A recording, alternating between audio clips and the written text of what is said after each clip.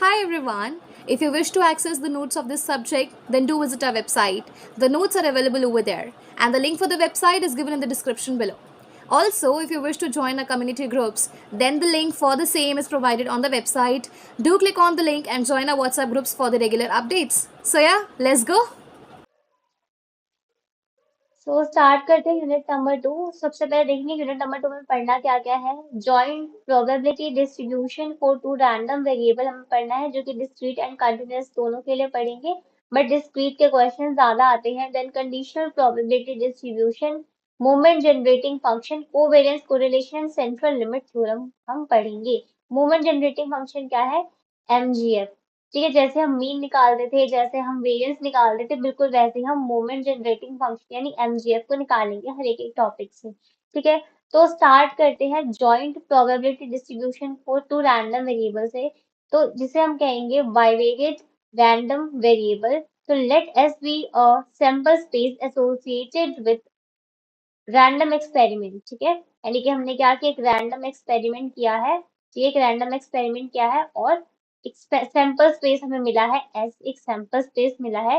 Late X T Y T be two random function. देखो, two dimensional, हम यहाँ पे क्या पढ़ रहे हैं, टू डायमेंशनल रैंडम वेरिएबल के बारे में पढ़ रहे हैं। तो टू फंक्शंस भी तो हमें मिलेंगे, random functions, each assigning a real number. ठीक है, to each outcome this, then xy is called bivariate and two dimensional random variable। ठीक है, तो यहाँ पे जो हम अभी अब पढ़ने वाले हैं जॉइंट प्रोबेबिलिटी डिस्ट्रीब्यूशन में, उसमें हम टू रैंडम वेरिएबल्स के बारे में पढ़ेंगे। तो यहाँ से देख लेते हैं, दो डिस्क्रीट के लिए एंड कंटिन्यूअस दोनों के लिए हम पढ़ेंगे, है ना। तो डिस्क्रीट में क्या है, डिस्क्रीट में if the possible of x y are finite और infinite is called two dimensional, and if xy can we assume all values in specified region। ये तो यहाँ पे क्या हुआ, डिस्क्रीट में एक हमें कोई भी पॉइंट गिवन होंगे जो कि फाइनाइट पे भी जा रहे होंगे, इनफाइनाइट पे भी जा रहे होंगे, जो कि काउंटेबल होंगे। यहाँ पे क्या लिखा है, if x Y can be assume all values, यानी कि हर एक एक वैल्यू पे ये डिफाइन होगा, उसे हम कंटिन्यूअस कहेंगे। हमें पता है कि डिस्क्रीट एंड कंटिन्यूअस में क्या डिफरेंस होता है, तो बिल्कुल वही चीजें हैं। ठीक है, तो यहाँ पे हम पढ़ते हैं किसके बारे में, डिस्क्रीट बाइवेरिएट रैंडम वेरिएबल के बारे में। ठीक है, तो अभी हम डिस्क्रीट पढ़ेंगे, देन उसके बाद हम कंटिन्यूअस पढ़ेंगे। डिस्क्रीट, ज्यादातर क्वेश्चन में डिस्क्रीट के क्वेश्चन ही आते हैं एग्जाम में। ठीक है, सो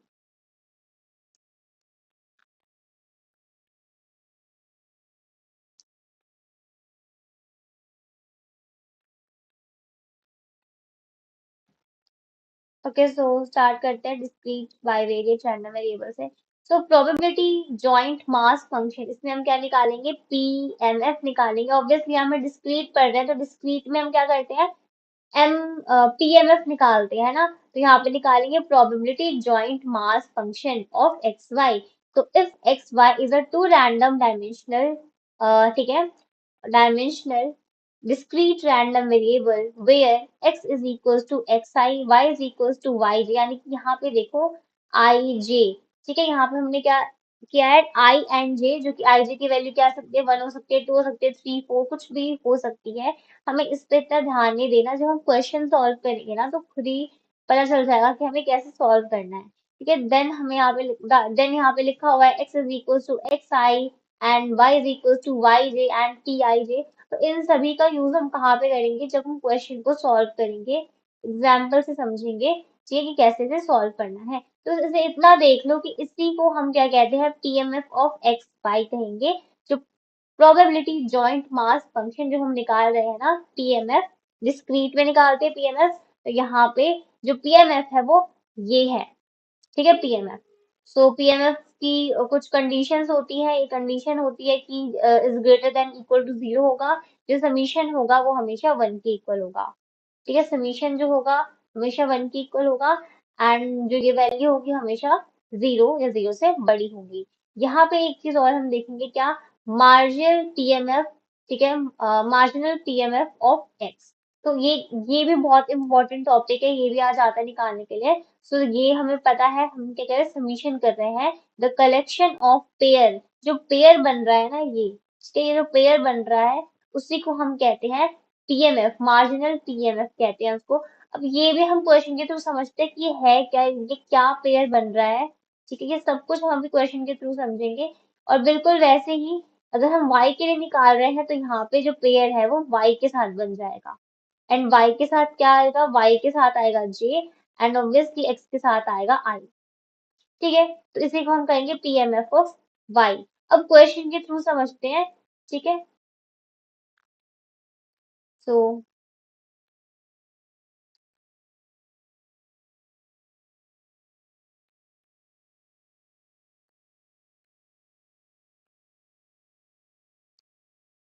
two balls are selected at random from a box containing three red, two green and four white।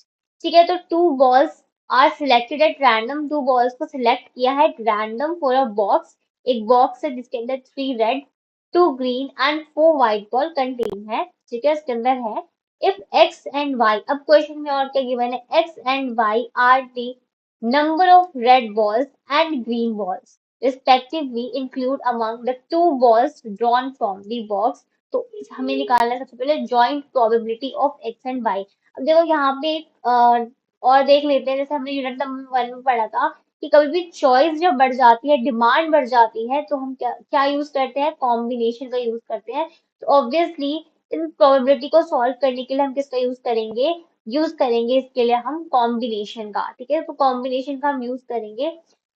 So question solve करते हैं। तो सबसे पहले हमें क्या बताया, बोला है joint probability of x and Y निकालने के लिए बोला है, यानी एक्स एंड वाई की जॉइंट प्रोबेबिलिटी निकालो। तो सबसे पहले हमें क्या गिवन है, एक बॉक्स है ना, एक हमें बॉक्स दिया हुआ है जिसमें क्या, three red, two green and four white balls given है। ठीक है, अब देखो यहाँ पे हमें एक्स एंड वाई की निकालनी है, मतलब कि मान लो कि ये जो है एक्स एंड ये जो है वो है वाई। ठीक है, तो हमें और क्या बोला गया है कि टू बॉल्स को क्या किया है, रैंडम सिलेक्ट किया है टू बॉल्स को। तो टू बॉल्स की क्या प्रोबेबिलिटी बनेगी, क्या कंडीशन बनेगी, हम सबसे पहले क्या निकालेंगे, कंडीशन देखते हैं। तो थ्री बॉल्स है टोटल, तो टू बॉल्स निकालने की क्या क्या कंडीशन बनेगी, या तो जीरो, या तो कुछ भी नहीं निकालो। ठीक है, या तो वन बॉल निकालेंगे, या तो टू बॉल निकालेंगे, या तो तीनों की तीनों बॉल निकाल लेंगे। ठीक है, अभी कुछ ऐसे हम कंडीशन बना रहे हैं, जैसे हमने यूनिट नंबर 1 में पढ़ा था ना कि हम कंडीशन बना रहे थे। एक हमने कॉइन को टॉस किया था। ठीक है, रैंडम वेरिएबल के क्वेश्चन में एक हमने कॉइन को टॉस किया था, क्या हेड आने की प्रोबेबिलिटी है। तो हमने देखा था या तो जीरो हेड आएगा, या तो वन हेड आएगा, या तो टू हेड आएगा। बिल्कुल यहाँ पे भी हम वही कर रहे हैं। ठीक है, अब यहाँ पे देख लो, यहाँ पे क्या है, टू ही है, या तो जीरो, या तो वन, या तो टू। थ्री तो जा नहीं सकता क्योंकि दो ही बॉल्स है, या तो नहीं आएगा, या तो एक आएगा, या तो दो ही आएगा। तो ऐसा है ना, समझ आ गया। अब हमने कंडीशन बना ली एक्स एंड वाई। अब बस यहाँ पे टेबल के थ्रू हम समझते हैं। ठीक है, सो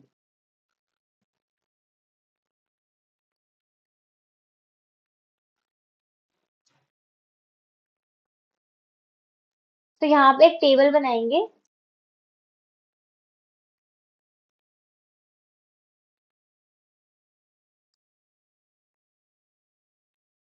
ठीक है,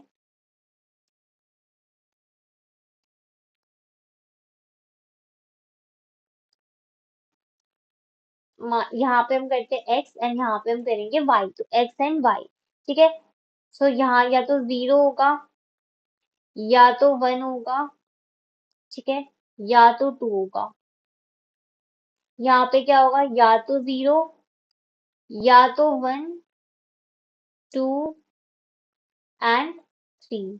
ठीक है, तो यहाँ से हम देख लेते हैं, तो y में क्या क्या, zero one and two. So zero one and two यहाँ पे हम टोटल कर देंगे। ठीक है, देखो यहाँ पे x में क्या थ्री थ्री तक बन रहा था, तो zero one two three, and यहाँ पे हम टोटल कर देंगे। तो समझ आ गया, ये हमें टेबल ऐसे बनानी है हमें अगर जॉइंट प्रोबेबिलिटी निकालनी है। तो जॉइंट प्रोबेबिलिटी निकालने के समझ आ गया। अब हम प्रोबेबिलिटीज निकालते हैं। ठीक है, क्या निकालेंगे, प्रोबेबिलिटीज निकालेंगे। सो सबसे पहले प्रोबेबिलिटी निकालते हैं कि x भी जीरो है एंड y भी जीरो है, तो प्रोबेबिलिटी किसकी निकालते हैं, जीरो एंड जीरो की निकालते हैं। तो कैसे निकालेंगे? यहाँ पे ऑब्वियसली हम कॉम्बिनेशन का यूज करेंगे। देखो ऊपर देखो यहाँ पे 3 रेड बॉल्स है, 2 ग्रीन बॉल्स है, दोनों अभी हमने माना है 0 0 है, यानी कि दोनों को हम काउंट अभी नहीं करेंगे। ठीक है, तो यहाँ से हम क्या लेंगे? अब हम लेंगे व्हाइट बॉल्स। तो ये हम कह रहे हैं कि अब ना इसकी देखते हैं ना हम इसकी देखते हैं, 0 0 है दोनों, एक्स भी 0 है, वाई भी 0, तो हम ऑब्वियसली व्हाइट बॉल को ही देखेंगे। तो टोटल कितनी है? 4 बॉल्स है, हमें 2 निकालनी है। ठीक है, और हर और एक क्वेश्चन में तो हमें गिवन है कि 2 बॉल्स हमें निकालनी है, और फर्स्ट लाइन में हमें क्या गिवन था? 2 balls are selected at random. ने हर बॉल्स में से क्या करना है? कोई भी 2 बॉल को हमने सिलेक्ट कर लिया एट रैंडम। क्वेश्चन देखते हैं। देखो यहाँ पे लिखा हुआ है ना, 2 balls are selected at random from a box containing this. तो एक यहाँ तक भी क्वेश्चन है हमारा। तो यहाँ से हमने 2 बॉल्स को भी सिलेक्ट किया है, इसके अलावा भी हमने यहाँ से 2 बॉल को हम सिलेक्ट कर रहे हैं। तो यहाँ पे क्या हो जाएगा? 9C2, यानी टोटल। हम यहाँ पे क्या करते हैं? टोटल आउटकम निकालते हैं ना, टोटल आउटकम नीचे लिखते हैं। तो टोटल आउटकम क्या है? 9, एंड ऑब्वियसली हमें 2 बॉल्स निकालने हैं, तो 9C2 इनमें से ही आएगा। ठीक है, समझ आ गया? तो अब इसे सॉल्व करते हैं। जब सॉल्व करेंगे तो क्या होगा?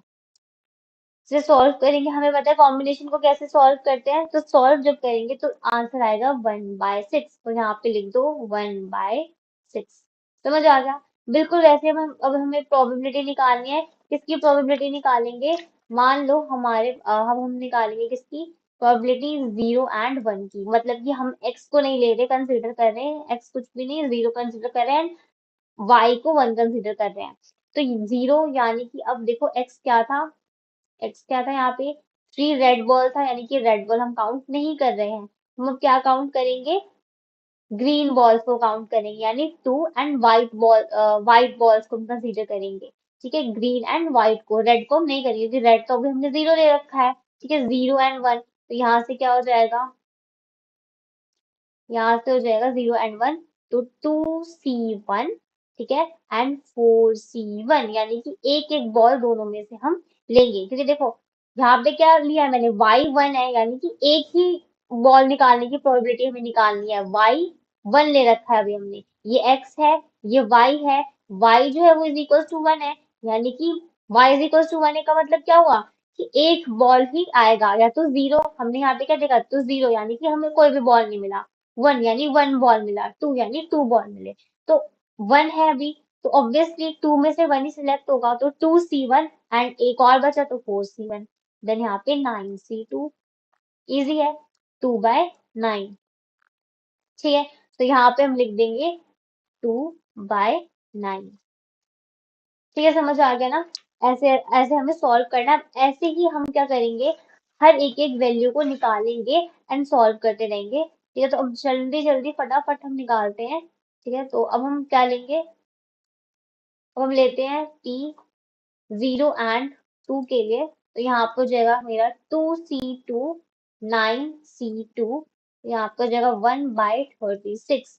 ठीक है, फिर वैसे ही हम निकालेंगे टी। अब ये 1 लेंगे 1 और 0 के लिए, यहाँ से हो जाएगा 3C1, 0 यानी कि अब y हम नहीं ले रहे, तो हम कंसीडर नहीं करेंगे जो 2 बॉल्स है हमारी। ठीक है, वो, तो यहाँ पे 3C1 हो गया, एंड यहाँ से क्या हो जाएगा? 4C1 and 9C2। सॉल्व करेंगे तो आ जाएगा 1/3। तो यहाँ से नेक्स्ट हम देखते हैं, प्रॉब्लम निकालिए 1 और 1 की। यहाँ से जगह 3C1, 2C1, 9C2। ये आप खुद अपने आप सॉल्व करते रहो। ठीक है, जब भी होगा। ठीक है, तो सॉरी यहाँ पे जगह 3C1, 2C1, तो 1/6 आएगा आंसर, 1/6। ठीक है, समझ आ रहा है? ओके, सो और निकालते हैं, यहाँ पे भी और निकालना पड़ेगा। तो यहाँ से पी 1 और 2 के लिए निकालते हैं, तो वो हो जाएगा 0, एंड निकालते हैं पी 2 और 0 के लिए, 3C2 and 9C2 is equal to 1/12। 1 और 2 के लिए 0 कैसे आया, ये भी हम देख लेते हैं। ठीक है, कि 1 और 2 के लिए 0 कैसे आया? तो 1 और 2 था, यानी कि ये 1 है और ये 2 है। ठीक है, 1 और 2, तो 1 और 2 मिलाकर कितना हुआ? 3 हुआ। कितना हुआ? 3 हुआ। बट हमें 3 बॉल तो निकाली ही नहीं, हमें तो 2 ही बॉल निकालने के लिए क्वेश्चन में गिवन है कि 2 बॉल्स ही निकाली है। तो ऑब्वियसली ये तो पॉसिबल नहीं है। तो जहां जहां पॉसिबल नहीं है उसकी प्रोबेबिलिटी क्या हो जाएगी, 0 हो जाएगी। तो टेबल को अब हम फिल करते हैं। ठीक है, जो हमने निकाला है ये आया है 1/36, समझ आया। ये आया है 1/3, 1/6 एंड 1 और 2 तो कुछ भी नहीं है, 0 हो गया।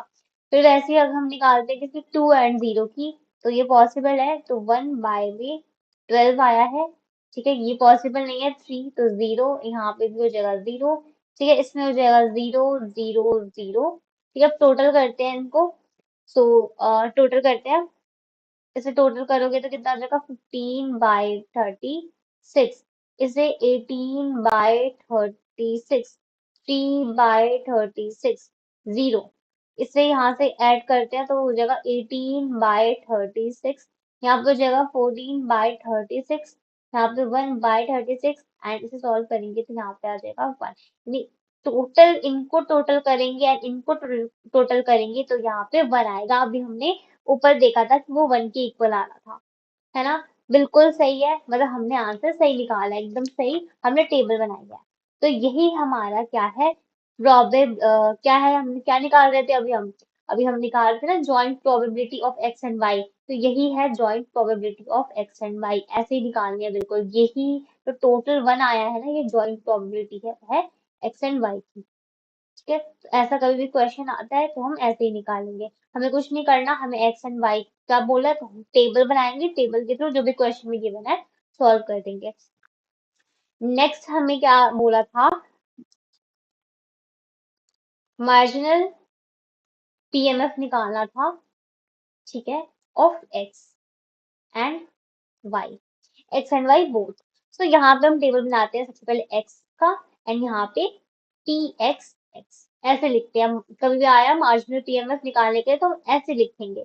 तो क्या हमारी कंडीशन बन रही थी, या तो 0 या तो 1 या तो 2 या तो 3।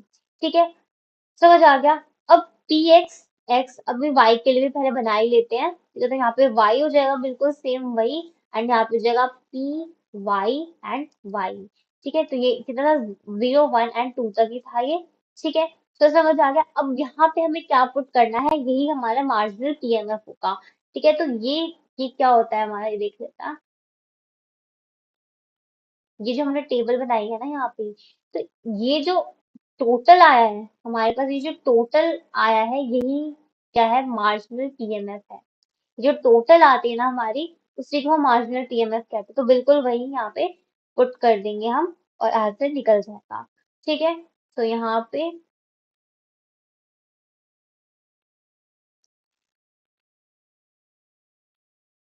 हम पुट कर देंगे।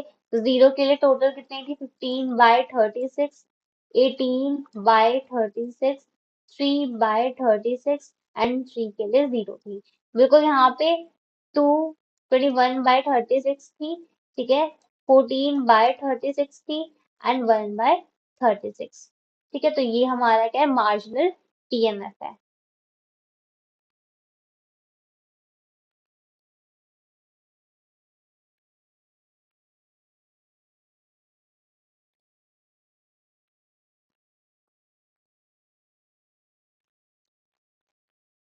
ठीक है, कोई डाउट नहीं। नेक्स्ट हम करते हैं यहाँ पे। सो ये y के लिए था ना, ये हमारे किसके लिए था, y के लिए था 15/36, 14/36 एंड 1/36। तो यहाँ पे 18/36 होगा।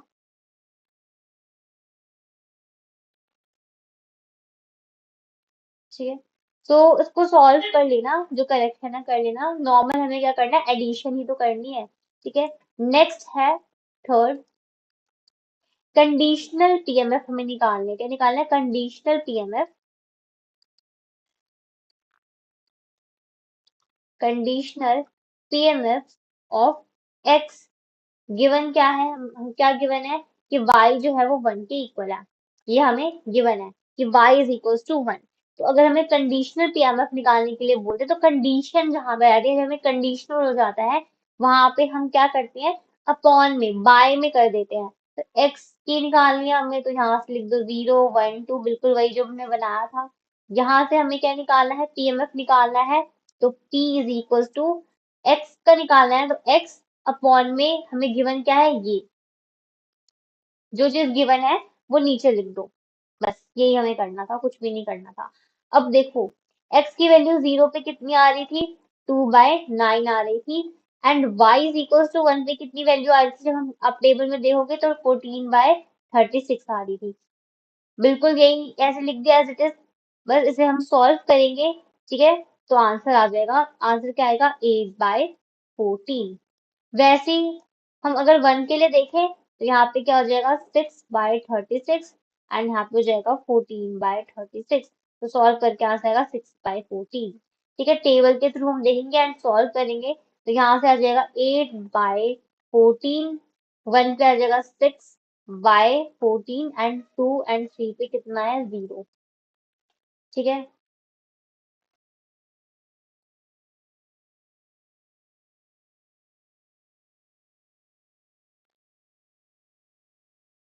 ये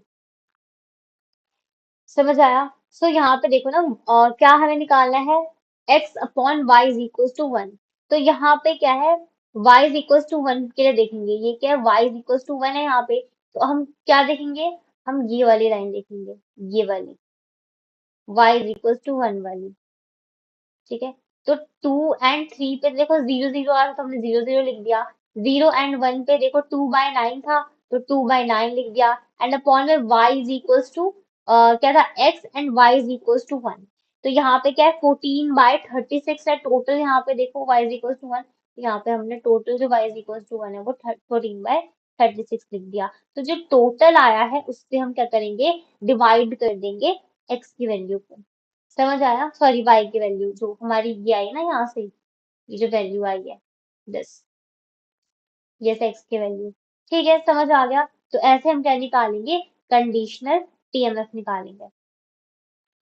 तो नेक्स्ट है joint probability distribution function continuous के लिए। A two dimensional random variable x5 is said to be continuous if there exists a non negative function, इसके अंदर एक नॉन नेगेटिव फंक्शन है जो कि कंटिन्यूअस चल रहा है, such that for every pair, हर एक पेयर के लिए।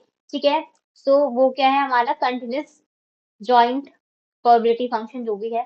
ठीक है, सो यहाँ पे ये कंडीशन है जो फॉलो होनी चाहिए, ये कंडीशन फॉलो होनी चाहिए। ठीक है, सो हमें पता है कंटिन्यूअस में हम किसका यूज करते हैं, इंटीग्रेशन का यूज करते हैं। जैसे कि हम 1D के लिए, 1 डायमेंशनल के लिए हम क्या करते थे, -∞ टू ∞ f(x) dx करते थे। ठीक है, बिल्कुल यहाँ पे हम किसके यूज करें, 2 डायमेंशनल के लिए, यहाँ पे 2D 2 डायमेंशनल हम यूज कर रहे हैं ना। इन टॉपिक में हम क्या कर रहे हैं, 2 डायमेंशनल का हम यूज कर रहे हैं, रैंडम वेरिएबल का। तो यहाँ पे दो आ जाएगा, -∞ to x and -∞ to y f(x, y, dy, dx)। ठीक है, समझ आ गया। जब हम क्वेश्चन करेंगे तो क्वेश्चन के थ्रू समझेंगे, इजीली समझ आएगा सब कुछ, तो टेंशन लेने वाली बात नहीं है। Where f is distribution function of x and y, the function f is called the joint density function. ये जो स्मॉल f है यहाँ पे वो क्या है, जॉइंट डेंसिटी फंक्शन है, जिसकी वैल्यू हमेशा क्या होगी, greater than equal to 0। And ये जो इंटीग्रेशन की जो वैल्यू है ये किसकी इक्वल होगी, हमेशा 1 की इक्वल होगी। ठीक है, समझ आ गया। ये कुछ कंडीशंस है कंटिन्यूअस की। लेकिन यहाँ पे देखते हैं मार्जिनल डेंसिटी फंक्शन। ठीक है, तो यहाँ पे क्या होगा, एफ ऑफ एक्स की अलग से निकलेगी एक fix value, and F of Y की अलग से निकलेगी। तो इसे कैसे फाइंड करेंगे, इसके थ्रू। ठीक है,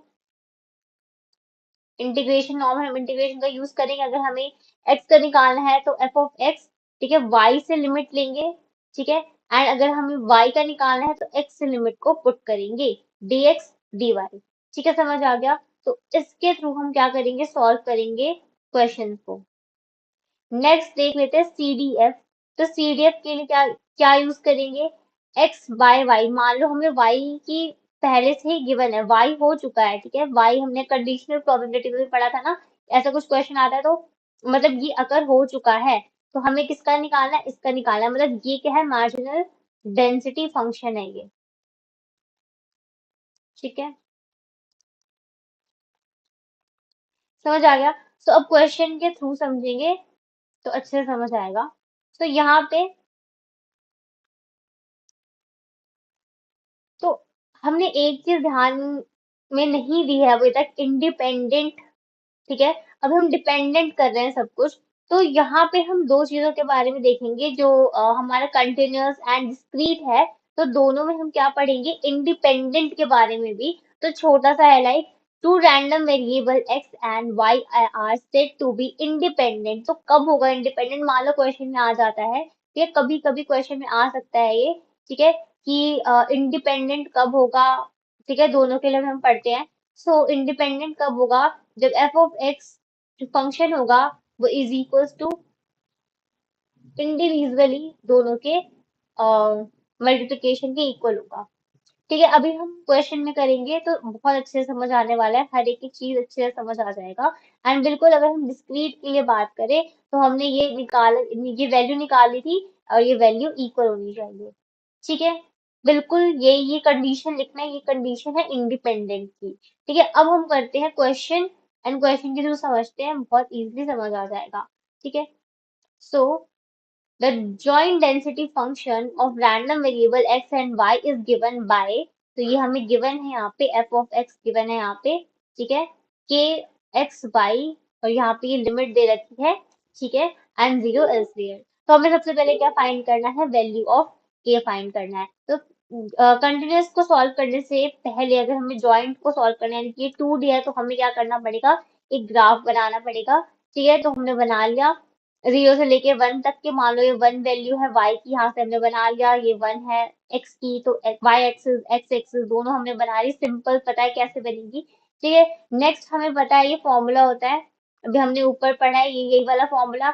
अब हमें लिमिट पुट करनी होती है, तो लिमिट क्या, lower and upper limit put करेंगे दोनों में। तो यहाँ पे देखो, अगर हम y के लिए देखें तो y के लिए देखें तो 0 से लेके 1 तक जा रही है लिमिट।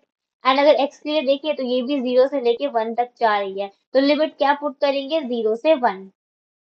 ठीक है, तो यहाँ पे मैंने पुट कर दिया 0 से 1, 0 से 1। अब देखो यहाँ पे जो इंटीग्रेशन में जो लिमिट है वो क्या आ रही है, कॉमन आ रहा है ना, कॉमन आ रहा है। तो हम इसे डायरेक्ट सॉल्व कर सकते हैं, बट अगर यहाँ पे कॉमन नहीं होता तो पहले हम एक इंटीग्रेशन को सॉल्व करते, देन नेक्स्ट ऐसे सॉल्व करते। बट यहाँ पे बिल्कुल सेम है, तो सॉल्व कर देंगे यहाँ से। तो फंक्शन हमें क्या गिवन था, ये हमें गिवन था क्वेश्चन में, फंक्शन ये वाला गिवन था।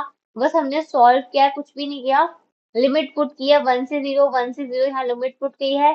इंटीग्रेशन को सॉल्व कर दिया है। ठीक है, एंड जब लिमिट पुट करेंगे तो k की वैल्यू ये आएगी। नॉर्मल इंटीग्रेशन हमें सॉल्व करना है इसके बाद। फिर marginal function of x and y हमें निकालना है, तो उसको कैसे निकालते हैं। ठीक है, सो ये अभी हमने ऊपर देखा था, ये वाला फॉर्मूला। ठीक है, इसके थ्रू हम निकालेंगे। तो यहाँ से बस हमें क्या सीखना है कि लिमिट, ये तो फॉर्मूला हमें पता चल ही गया है। ठीक है, कि कैसे क्या फॉर्मूला यूज करना है मार्जिनल के लिए, या फिर हमें निकालनी और भी चीजें। यहाँ पे अब हमें क्या देखना है, लिमिट देखनी है कि लिमिट क्या पुट करना है, तभी तो हम क्वेश्चन को सॉल्व करेंगे। तो तो यहाँ से देखो लिमिट क्या आ रही है, 0 to 1 ही तो आ रहा है, और कुछ गिवन है नहीं, 0 से 1 ही आ रही है लिमिट हमारी।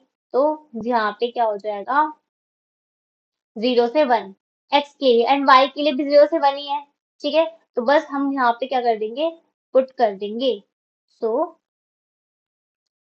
ये हो गया यहाँ पे। ठीक है, अब हम फंक्शन की वैल्यू यहाँ पे पुट करेंगे, जो हमारी निकली थी अभी 4 वैल्यू निकली थी k की। तो बिल्कुल हमने यहाँ पे पुट कर दिया है, नॉर्मल इंटीग्रेशन से सॉल्व किया है, लिमिट पुट की है, तो आंसर क्या आया, 2x। ठीक है, यहाँ से x की वैल्यू यहाँ से यहाँ तक 0 से 1 के बीच में। बिल्कुल y के लिए हम करते हैं। ठीक है, तो y के लिए क्या है, ये y के लिए है, यहाँ पे फंक्शन, यहाँ पे बिल्कुल वही फंक्शन लिखा है, यहाँ पे हमने इंटीग्रेशन नॉर्मल सॉल्व किया, आंसर आया 2y, 0 से लेके 1 तक के लिए। ठीक है, कुछ भी नहीं करना था। सेकंड पार्ट में हमें यही बोला था कि हमें मार्जिनल फंक्शन निकालना है। ठीक है, देखो सेकंड पार्ट में हमें यही गिवन था, marginal density function of x and Y. Next हमें वैल्यू ऑफ के, हमने ये भी निकाली, हमने ये भी निकाली। अब नेक्स्ट क्या है, check whether X and Y are independent और नॉट।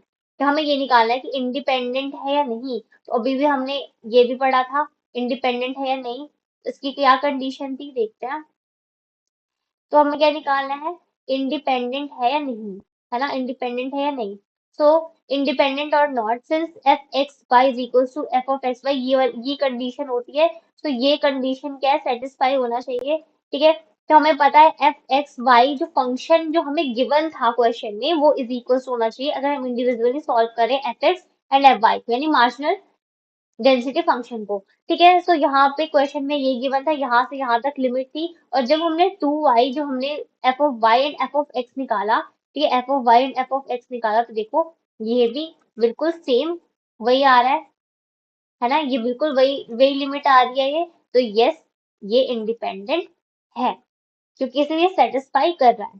ठीक है, सो यही है जॉइंट प्रोबेबिलिटी डेंसिटी फंक्शन। ठीक है, नेक्स्ट टॉपिक करते हैं। ठीक है, नेक्स्ट टॉपिक हम देखेंगे मूवमेंट जनरेटिंग फंक्शन। ठीक है, मूवमेंट जनरेटिंग फंक्शन को देखते हैं यहाँ पे। तो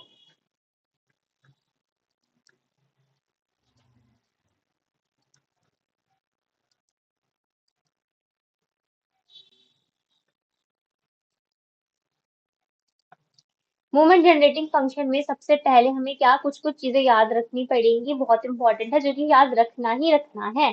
तो फर्स्ट यहाँ पे हम कुछ पॉइंट्स देखेंगे एंड देन क्वेश्चन को सॉल्व करेंगे। तो फर्स्ट पॉइंट हमें याद रखना है, तो मूवमेंट जनरेटिंग फंक्शन में सबसे पहले हमें क्या निकालने के लिए आ सकता है, रॉ मूवमेंट निकालने के लिए आ सकता है कि रॉ मूवमेंट निकालो। ठीक है, और निकालो मूवमेंट अबाउट ओरिजिन। तो मूवमेंट निकालना है अगर ओरिजिन से, अबाउट ओरिजिन, तो ये ऐसे भी लिखा आ सकता है कि रॉ मूवमेंट निकालो। तो अगर मान लो रॉ मूवमेंट लिखा आ जाता तो हमें समझ में नहीं आता कि ओरिजिन से निकालना है या क्या निकालना है। तो अगर मूवमेंट अबाउट ओरिजिन आया, उसके अलावा ये भी आ सकता है रॉ मूवमेंट निकालो। तो दोनों में से कुछ भी लिखा हुआ आ सकता है। तो इसका फॉर्मूला देखते हैं, इसका फॉर्मूला क्या होता है, बहुत सिंपल सा है। तो याद करना है, mu R dash is equals to E X R, ये याद करना पड़ेगा। ठीक है, अब यहाँ से देख लेते हैं, अगर मुझे मान लो वन के लिए निकालना है, R is equal to one है, तो यहाँ से क्या हो जाएगा, ई एक्स की पावर वन, यहाँ से क्या हो जाएगा, summation X T X is equal to X. इसको हम ऐसे लिखते हैं, यहाँ पे वन होती है, इसकी पावर वन होती है। ये मैं बता रही हूँ कैसे सॉल्व, अभी हम जब क्वेश्चन करेंगे ना तो खुद ही क्लियर हो जाएगा सब चीजें। ठीक है, तो बिल्कुल वही। अब देखो यहाँ पे अगर मैं टू के लिए करूँ तो क्या हो जाएगा, टू के लिए two dash is equal to क्या हो जाएगा, ई एक्स की पावर टू। तो समीशन में क्या हो जाएगा, X square T X is equal to X. वही अगर मैं म्यू थ्री के लिए करूँ, ठीक है, तो यहाँ पे हो जाएगा X square cube is equal to summation X cube P x is equal to X. I think ये याद हो रहा होगा, फोर डैश, तो यहाँ जगह e x power four x four p x is equal to x. तो कभी रॉ मूवमेंट निकालने के लिए आया तो हम ऐसे सॉल्व करेंगे, ऐसे सॉल्व करेंगे, जब हम क्वेश्चन करेंगे इसका तो क्लियर हो जाएगा। ठीक है, तो ये रॉ मूवमेंट का हो गया। अब बिल्कुल ठीक है, ये हो गया रॉ मूवमेंट का ये फॉर्मूला। ठीक है, यानी कि मूवमेंट अबाउट ओरिजिन। अब नेक्स्ट हम देखते हैं यहाँ पे, नेक्स्ट, यस, अगर हमें मूवमेंट निकालना हो, सेंट्रल मूवमेंट, क्या निकालना हो, सेंट्रल मूवमेंट, सेंट्रल मूवमेंट निकालने के लिए कहा, और movement about mean, movement about mean,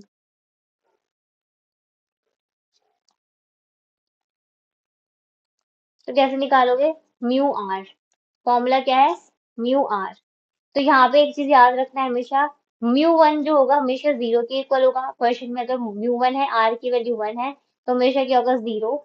mu two किसके इक्वल होगा, mu two mu dash two के, mu three mu three dash के, म्यू फोर डैश के। ऐसे हम इसको क्या करेंगे, सॉल्व करेंगे। जो सेंट्रल मूवमेंट वैसे क्वेश्चन में नहीं आता, बट स्टिल मैंने बता दिया। तो मूवमेंट अबाउट मीन होता है ये सेंट्रल मूवमेंट, इसको हम ऐसे सॉल्व करते हैं। ठीक है, ये पूरा भी हुआ नहीं है कंप्लीट। इसका जो फॉर्मूला है, डायरेक्ट फॉर्मूला यहाँ पे मैं लिख देती हूँ। तो ऐसे क्या आएगा, मान लो mu one is equal to zero. ठीक है, अब इसके थ्रू हम सॉल्व करेंगे। तो म्यू टू क्या हो जाएगा, mu two is equal to mu two dash, देखो ये मैंने यहाँ पे इसलिए लिखा था कि देखो यहाँ नीचे 2 है तो यहाँ पे भी 2 डैश 3 म्यू 3 डैश, ये याद करने का तरीका बता रही हूँ मैं।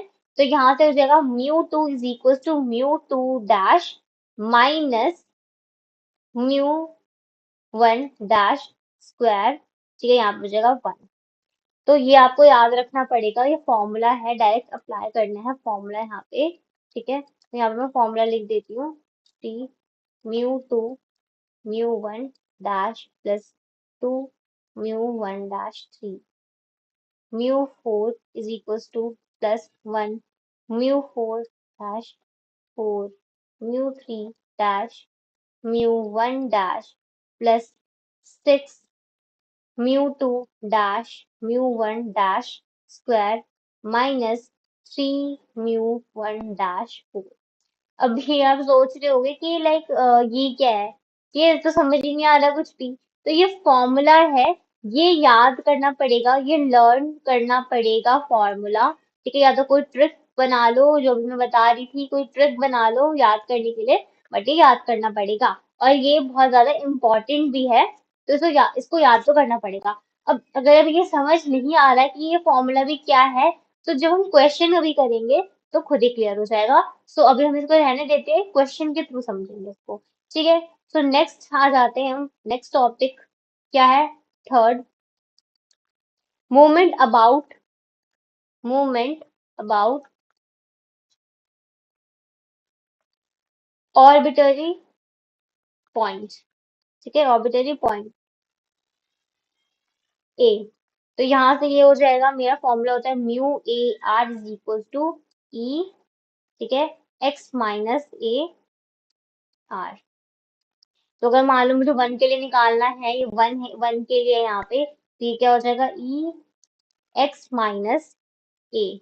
तो इसकी पावर तो 1, तो 1 हो जाएगा। अगर 2 के लिए निकालूं तो ई एक्स माइनस ए एंड यहाँ पे हो जाएगा 2 एंड सो ऑन, ठीक है, समझ आ गया। सो नेक्स्ट लास्ट है, तो यहाँ पे हम क्या निकाल रहे हैं, मूवमेंट्स निकाल रहे हैं। फोर्थ है यहाँ पे मूवमेंट जनरेटिंग फंक्शन का फॉर्मूला, मूवमेंट जनरेटिंग फंक्शन का फॉर्मूला, ठीक है। तो मूवमेंट जनरेटिंग फंक्शन का फॉर्मूला हम एम टी से डिनोट करते हैं, E capital T X is equals to summation E T X E X is equals to x. तो इस फॉर्मूले का यूज करेंगे। अभी हम एक एग्जांपल लेंगे, बाइनोमियल डिस्ट्रीब्यूशन में ही एमजीएफ कैसे फाइंड करेंगे वैसा। तो बिल्कुल ऐसे फॉर्मूले का हम यूज करते हैं, तो एमजीएफ निकालने के लिए भी आ जाता है क्वेश्चन में, ठीक है, एग्जाम में। सो अब देखते हैं यहाँ पे क्वेश्चन, ठीक है। क्वेश्चन क्या गिवन है, if probability distribution of a random variable is given. मान लो गिवन है x एंड यहाँ पे T X is equal to X यहाँ पे गिवन है। तो -2 3 एंड 1 गिवन है, 1/3 1/2 एंड 1/6 गिवन है मान लो यहाँ पे, ठीक है। हमें फाइंड क्या करना है, सबसे पहले हमें क्या फाइंड करना है, फर्स्ट फोर क्या, first four movement about origin, about origin, ठीक है, ओरिजिन से। और रॉ मूवमेंट निकालने के लिए आ सकता है। मान लो यहाँ पे नहीं लिखा होता कि हमें सिर्फ बोल देते फर्स्ट फोर रॉ मूवमेंट निकालो, तो हमें पता होना चाहिए ना ओरिजिन से होता है, ठीक है, समझ आ गया। तो फर्स्ट में ये है। सेकंड में मान लो में लिखा है कि first four movement about mean या सेंट्रल मूवमेंट निकालना है, तो सेकंड क्या है, हमें सेंट्रल मूवमेंट निकालना है, फोर सेंट्रल मूवमेंट। थर्ड क्या है, मान लो में लिखा है मूवमेंट जनरेटिंग फंक्शन यानी एमजीएफ निकालना है, तो वो कैसे निकालेंगे, ठीक है। तो इसके थ्रू ही समझ लेते हैं एमजीएफ निकालना, ठीक है, समझ आ गया, बहुत इजी है। चलो अब क्वेश्चन का आंसर करते हैं, और ज्यादा इजी इजी समझ आएगा, इजी, ठीक है। सो फर्स्ट क्या दिया है, movement about origin, movement about origin. तो इसका फॉर्मूला क्या होता है, mu R dash is equals to E X R, अभी हमने ऊपर पढ़ा था, यही फॉर्मूला हमने लिखा था ऊपर, है ना, जो ऊपर मैंने अभी लिखा था यही वाला फॉर्मूला लिखा था। अब इसे सॉल्व कैसे करते हैं, बात ये है। तो सॉल्व बहुत इजी है, सॉल्व करना इसको, ठीक है। यहाँ से ध्यान से देखो, म्यू वन, मान लो मैं वन के लिए, हमें क्या करना है, फर्स्ट फोर निकालना है। यानी मुझे वन के लिए भी निकालना है, टू के लिए भी निकालना है, थ्री के लिए भी निकालना है, फोर के लिए भी निकालना है, ठीक है। सबसे पहले वन के लिए निकालते हैं, म्यू वन, आर की जगह one dash is equal to क्या हो जाएगा, E X as it is ऐसे ही रहेगा, एंड आर की जगह वन हो जाएगा। ऐसे लिख सकते हैं हम, कोई डाउट नहीं है। नेक्स्ट देखो यहाँ पे क्या हो जाएगा, है ना। तो यहाँ पे ये देखो, अब मैं इसको ऐसे भी लिख सकती हूँ, ई एक्स, कोई दिक्कत नहीं है, ऐसे भी लिख सकते हो ना। ऑब्वियसली वन तो वन कुछ हुआ नहीं। यहाँ पे क्या हो जाएगा, हमें पता है क्या था, summation X P x is equal to X. कोई डाउट है, बिल्कुल यही हमने ऊपर लिखा था, ऐसे ही बिल्कुल ऐसे सॉल्व, क्योंकि ये देखो हमें याद करना पड़ेगा, याद करना ही पड़ेगा जब ये सॉल्यूशन हम कर पाएंगे। तो यहाँ पे देखो ये ऐसे ही बिल्कुल मैंने ऊपर लिखा था ना, ऊपर यहाँ पे मूवमेंट अबाउट ओरिजिन के लिए जो हमने फॉर्मूला देखा था, देखो यही था बिल्कुल,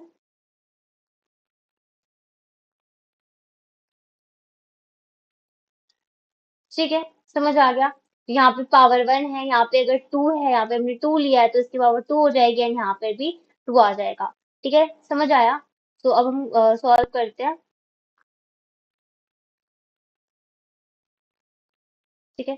तो सॉल्व करते हैं यहाँ पे, तो ये हो जाएगा।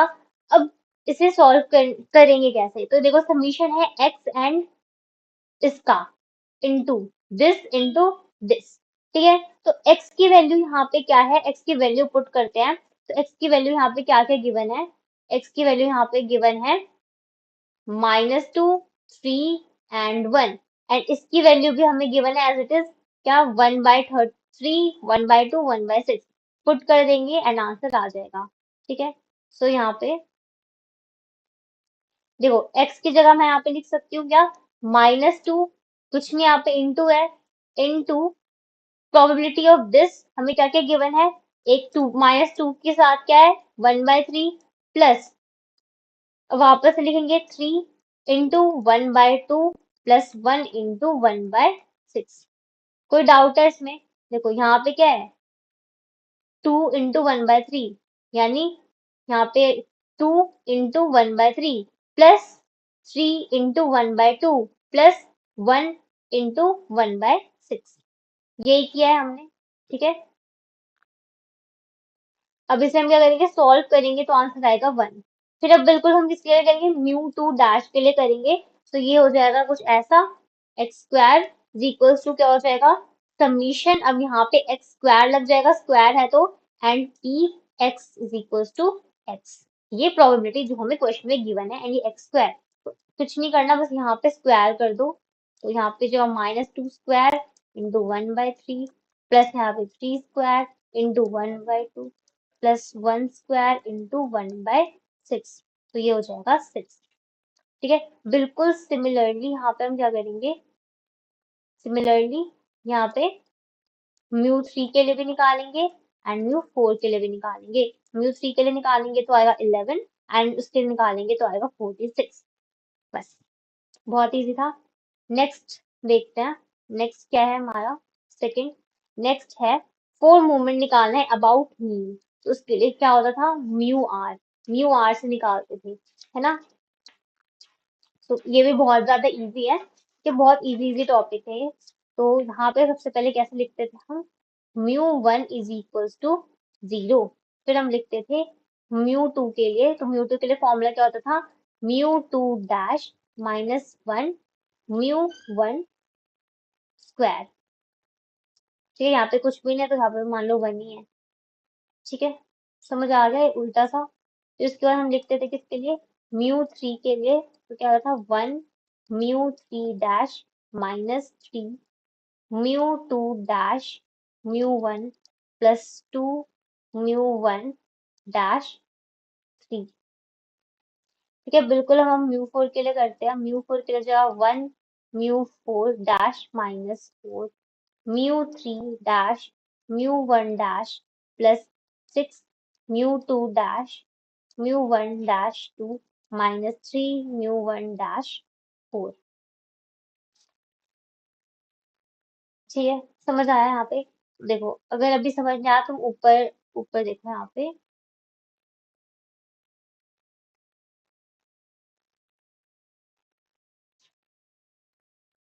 कुछ भी नहीं किया है हमने, फॉर्मूला लिखा है बस। ठीक है, हमने क्या लिखा है? बस फॉर्मूला लिखा है, ये वाला। ये वाला हमने फॉर्मूला भी पुट किया है और कुछ भी नहीं किया। हमने पुट कर दिया ये वाला फॉर्मूला।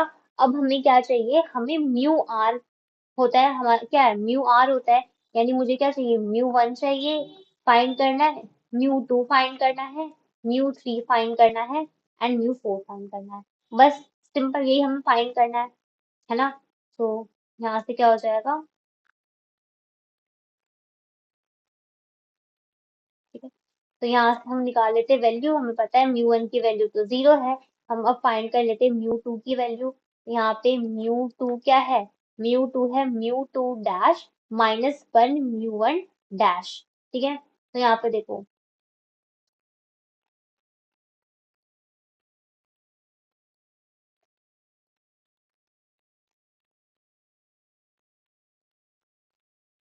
यहाँ से हमारी वैल्यू आई थी म्यू टू डैश की। म्यू टू डैश की वैल्यू क्या थी?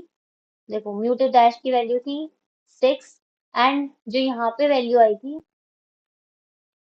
म्यू वन डैश की, वो आई थी 1। तो म्यू टू डैश की वैल्यू है 6 एंड म्यू वन डैश की वैल्यू है 1। तो यहाँ से मैं क्या वैल्यू निकाल नहीं सकती? ऑब्वियसली हम निकाल सकते हैं। तो यहाँ से क्या हो जाएगा? म्यू टू देखो, यहाँ पे म्यू टू क्या है? Mu two dash minus mu one dash, यानी कि 6 माइनस 1 इज 5। सिंपल सा था। म्यू थ्री देख लेते हैं। ये भी हमने अभी फर्स्ट पार्ट में निकाल लिया। म्यू थ्री डैश हमने म्यू टू डैश भी निकाल लिया, हमने म्यू वन डैश भी निकाल लिया। बस इसे सॉल्व करेंगे, आंसर आ जाएगा। तो -5। बिल्कुल आप ऐसे ही म्यू फोर की भी निकाल लेंगे। ठीक है, तो हमें फॉर्मूला पता होना चाहिए बस। अब हम देख लेते हैं moment generating function three, third part M G F.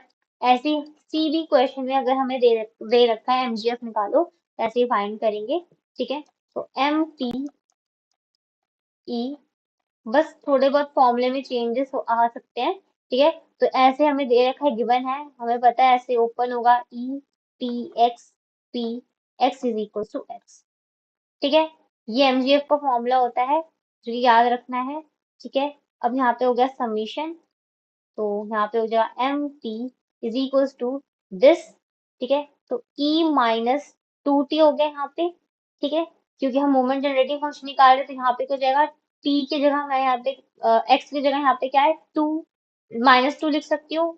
Question में गिवन था, एक था -2, एक था 3, एक था 1। तो -2 इनटू में प्रोबेबिलिटी यानी कि 1/3 प्लस ई, एक्स की जगह यहाँ पे मैं पुट करूंगी 3t इंटू 1/2 प्लस यहाँ पे पुट करूंगी ई की जगह, एक्स की जगह 1, तो t इंटू 1/6। ये इसका आंसर है। ऐसे ही हम मोमेंट जनरेटिंग फंक्शन को निकालते हैं। ठीक है, तो स्टार्ट करते हैं। What is covariance? ठीक है, सो कोवेरियंस क्या है? Directional relationship of two variables को बताता है। क्या कोवेरियंस क्या बताता है? Covariance directional relationship between two variables को। यानी मान लो यहाँ पे हमें एक वेरिएबल गिवन है, कोई भी वेरिएबल गिवन है यहाँ पे 256 माइनस 2 625।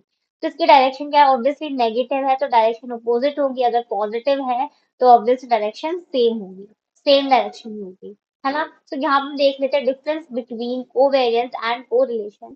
तो कोवेरियंस एंड कोरिलेशन क्या है? दोनों ही डायरेक्शन को बताते हैं। दोनों ही क्या बता रहे हैं? डायरेक्शन को बता रहे हैं। बट जो कोवेरियंस है वो स्ट्रेंथ या डिग्री को नहीं बताता। Relationship of strength and degree को नहीं बताता। स्ट्रेंथ का मतलब क्या है? कि जो वेरिएबल है वो हाई है, मॉडरेट है या वीक है। ठीक है, तो स्ट्रेंथ को बताना यानी डिग्री को बताना कि डिग्री कैसी है, बड़ी डिग्री है, छोटी डिग्री है या बीच की मॉडरेट डिग्री है। तो उसको क्या बताता है? कोरिलेशन बताता है। तो कोरिलेशन हर रिलेशन के बारे में बता रहा है, यानी डायरेक्शन को भी बता रहा है, स्ट्रेंथ को भी बता रहा है, एंड डिग्री को भी बता रहा है, बट कोवेरियंस जो है वो स्ट्रेंथ एंड डिग्री को नहीं बताता। ठीक है, बट हमें कोई भी क्वेश्चन सॉल्व करने से पहले क्या करना होगा, कोवेरियंस को सॉल्व करना होगा, चाहे वो कोरिलेशन का ही क्वेश्चन क्यों ना आ जाए, बट सबसे पहले हमें फॉर्मूले के अकॉर्डिंग क्या सॉल्व करना पड़ेगा, कोवेरियंस को सॉल्व करना पड़ेगा। यानी कि सबसे पहले हमें डायरेक्शन सॉल्व करना जरूरी है, देन ही हम उसकी स्ट्रेंथ या डिग्री को फाइंड कर सकते हैं।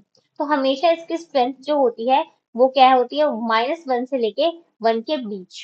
ठीक है, -1 से लेके 1 के बीच हमेशा स्ट्रेंथ या डिग्री होगी। अब यहाँ पे एग्जाम्पल देख लेते हैं कोवेरियंस को कैसे सॉल्व करते हैं। फॉर एग्जाम्पल यहाँ पे हमने ले लिया, ठीक है, एक्स एंड वाई। यहाँ पे हमने कुछ डेटा पॉइंट्स लिए 60, 120, 156, 204 एंड यहाँ पे वाई ले लिया 2, 2.2, 2.3, 2.7। तो कोवेरियंस कैसे निकालते हैं, ये कोवेरियंस निकालने का फॉर्मूला होता है दिस। ठीक है, ये फॉर्मूला हम यूज करेंगे कोवेरियंस को निकालने के लिए। तो sigma x i minus x, इसका हम बार है यहाँ पे तो मीन निकालेंगे, y1 minus Y bar upon x minus 1। ठीक है, समझ आ गया ये अच्छे से। तो यहाँ पे हम सॉल्व कर लेते हैं, तो सबसे पहले एक एक करके सॉल्व कर लेते हैं। यहाँ पे सबसे पहले हम ये सॉल्व, अगर हम ये सॉल्व करेंगे तो क्या हो जाएगा, इसका फॉर्मूला होता है ये। ठीक है, कुछ भी नहीं करना कोवेरियंस एंड कोरिलेशन में, हमें सिर्फ फॉर्मूला पुट करना है और आंसर निकालना है।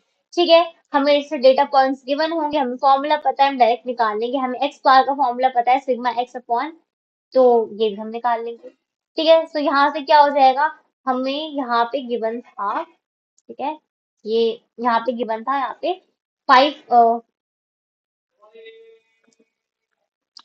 यहाँ पे हमें x भी गिवन है, यहाँ पे हमें y भी गिवन है। तो x और y हम यहाँ पे निकाल सकते हैं। ठीक है, क्या, समीशन, समीशन का मतलब क्या होता है, टोटल, प्लस कर दो, है ना, तो प्लस करके हम निकाल देंगे यहाँ पे। ठीक है, तो कुछ भी नहीं करेंगे, समीशन ऑफ x निकाल लेंगे, समीशन ऑफ y निकाल लेंगे एंड पुट कर देंगे।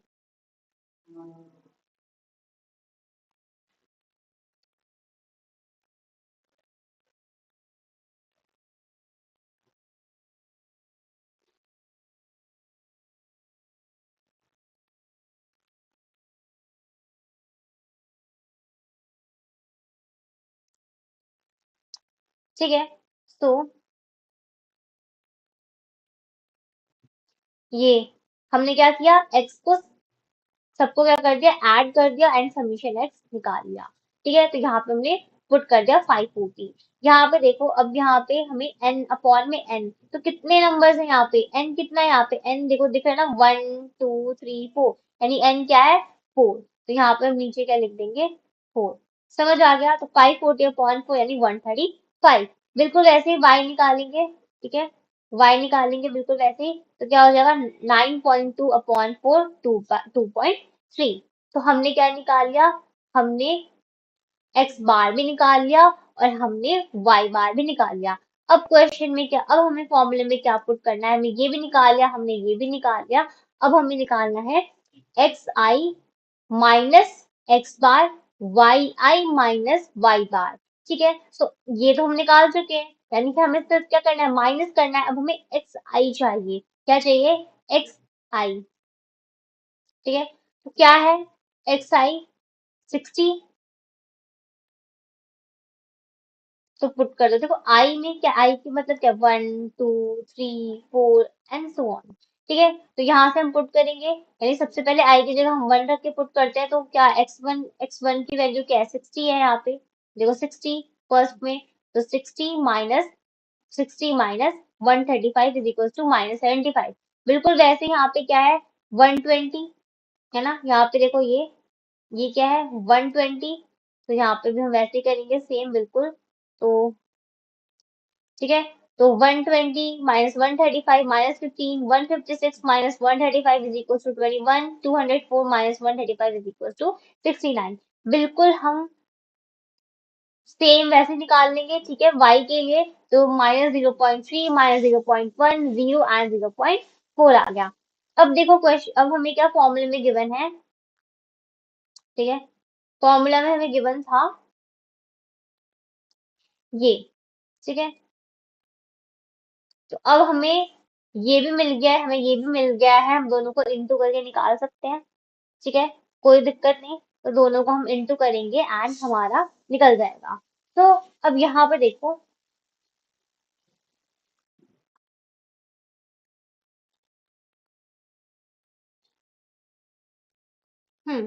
क्वेश्चन में यही गिवन था, सॉरी फॉर्मूले में यही गिवन था। समीशन था, सिग्मा था यहाँ पे x i minus x bar into y i minus Y bar upon x minus one. हमने सब कुछ निकाल लिया, अब हमें क्या करना है, सिर्फ पुट करना है और आंसर निकल जाएगा, है ना। तो यहाँ पे हम क्या कर देते हैं, पुट कर देते हैं जल्दी से एंड आंसर निकाल लेते हैं। ओके,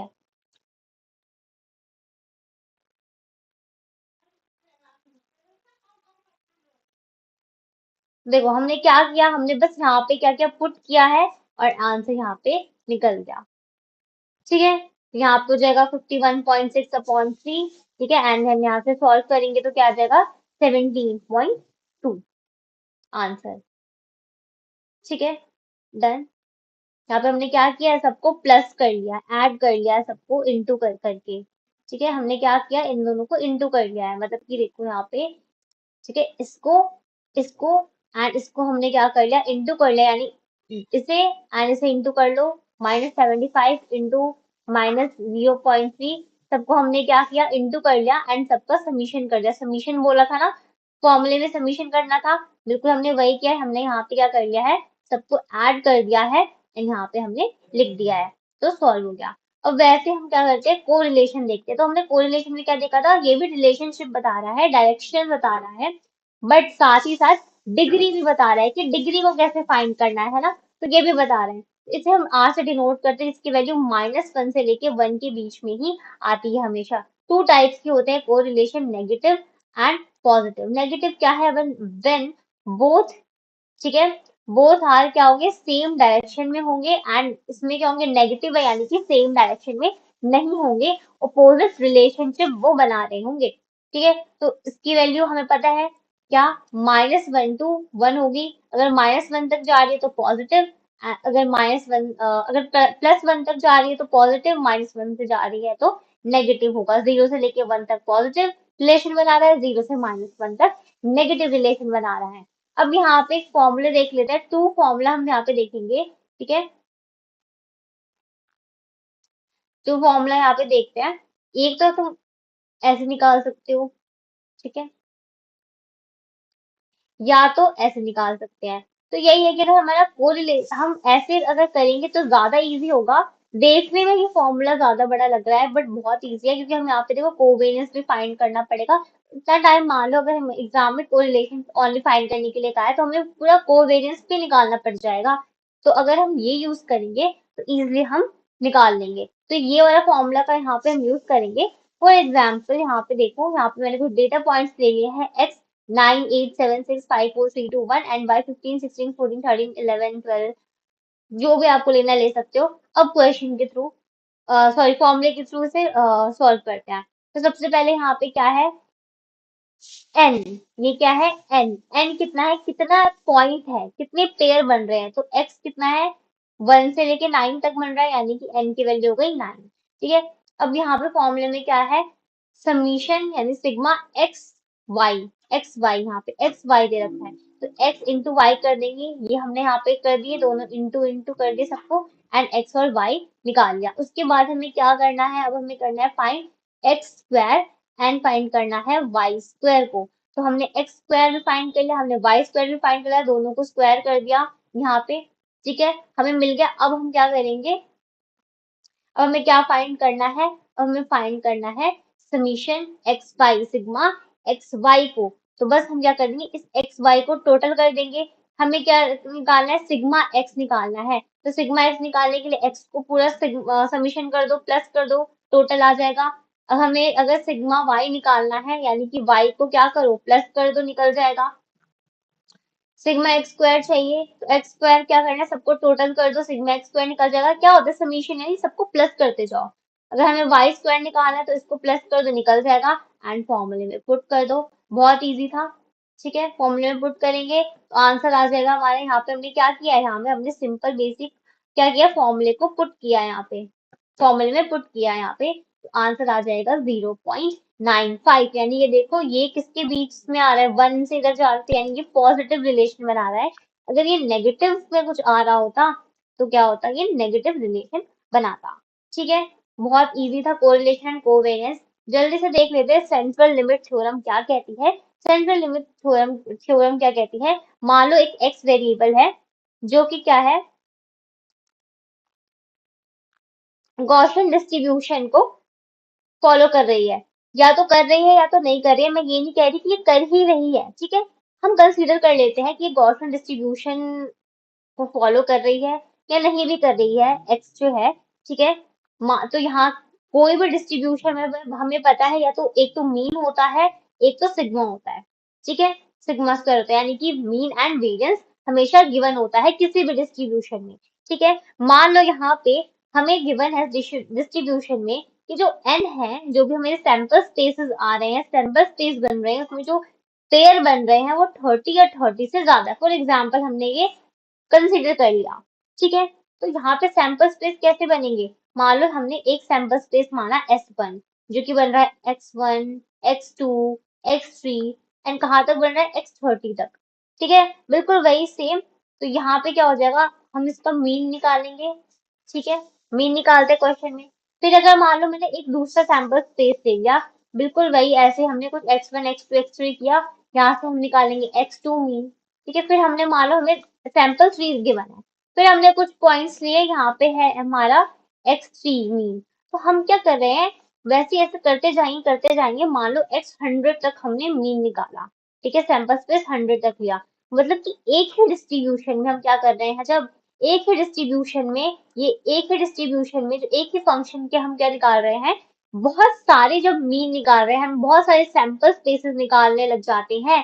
ठीक है, लाइक मान लो 100 तक हमने निकाल लिया, तो हम सेंट्रल लिमिटिंग थ्योरम का यूज कर लेते हैं। सेंट्रल लिमिटिंग थ्योरम क्या कहती है, जो x होगा उसका मीन, देखो हम यहाँ पे क्या सबका मीन थोड़ी निकालते रहेंगे, तो एक डायरेक्ट फॉर्मूला है, x का मीन जो है, ठीक है, वो वेरी करता है गॉसियन डिस्ट्रीब्यूशन से mu minus sigma square by n। तो यही कहती है सेंट्रल लिमिटिंग थ्योरम कि जब मान लो कोई हमारा फंक्शन है, कोई डिस्ट्रीब्यूशन फंक्शन है, उसका मीन निकालते जा रहे हैं, मान लो अभी वो जरूरी नहीं कि वो फंक्शन गॉसियन डिस्ट्रीब्यूशन में ही लाई कर रहा है, जरूरी नहीं है, वो कोई भी डिस्ट्रीब्यूशन हो सकता है। बट अगर हम उसका मीन निकाल रहे हैं बार बार, लाइक मान लो हम 100 तक सैंपल स्पेसेस हमने ले लिए, तो यहाँ पे हम क्या यूज कर सकते हैं, इसके बदले सेंट्रल लिमिटिंग थ्योरम का यूज कर सकते हैं। तो ये इसका फॉर्मूला होता है। तो ये कुछ इंपॉर्टेंट टॉपिक्स थे यूनिट नंबर 2 के, एंड यही एग्जाम्स में आते हैं।